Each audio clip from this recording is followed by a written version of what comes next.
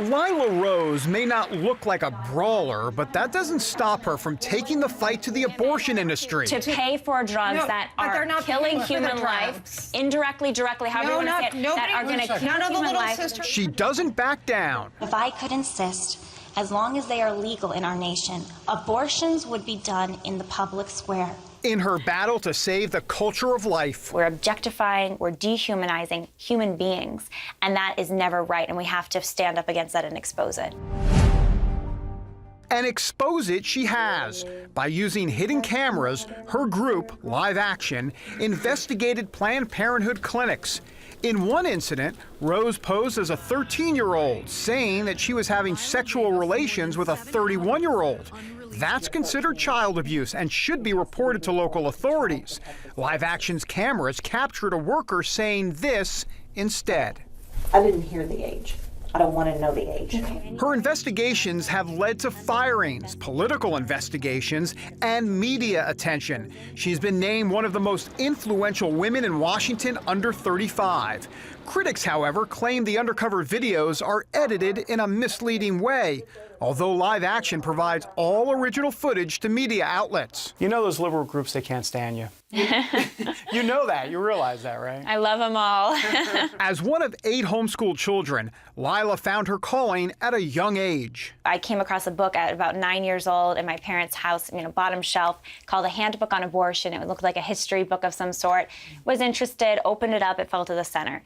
And what I'm looking at is the image of a child. In the first trimester, maybe 10 weeks old, newly forming arms and legs, a newly forming little face, who had been the victim of a first trimester suction abortion. That image put her on a pro-life mission. She started Live Action in high school and then took her cause to UCLA. Many people in our country, especially on our college campuses, don't know the huge tragedy that's taking place. Her activism increased and the undercover investigations began. Now, Rose's organization employs 10 full-time staff members, and they're growing. Lila Rose and her Live Action team are known for those undercover videos exposing Planned Parenthood.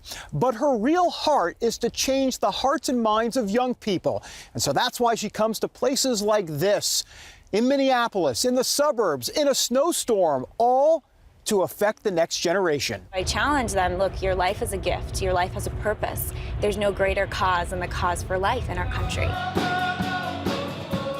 Inside these events, she sees this: hundreds of young, dedicated teenagers. There's definitely passion. Like, everyone I talk to, everyone who supports the cause is just super into it. There's no one that's just like mediocre about it. Everyone's just super passionate and wants it to change. And statistics back that up. One recent study shows 51% of 18 to 29-year-olds believe abortion should either be totally illegal or only available with some exceptions. The youth are the most pro-life generation that we have. Sharon Wilson runs a youth program in the Minneapolis area. She says technological advances like 3D ultrasounds that can even show the babies' faces make a big difference for them. There's a whole biological aspect of it that these kids get, that the culture of death can't push on to them because they know better. It will be this generation that will change the laws and change the hearts specifically on the areas of abortion.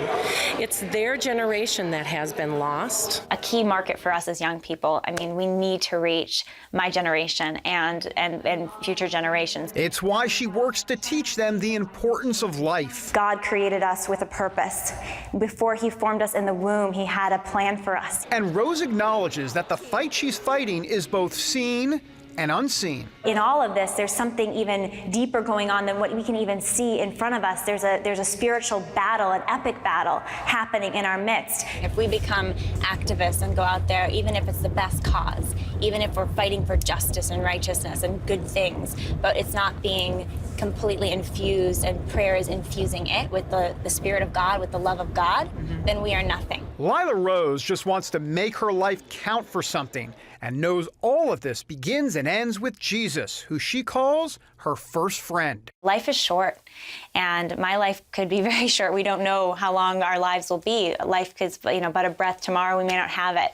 So use today for love, for loving God, and for sharing his love and his salvific plan, his plan and purpose for each person, sharing that with everybody that we meet. David Brody, CBN News.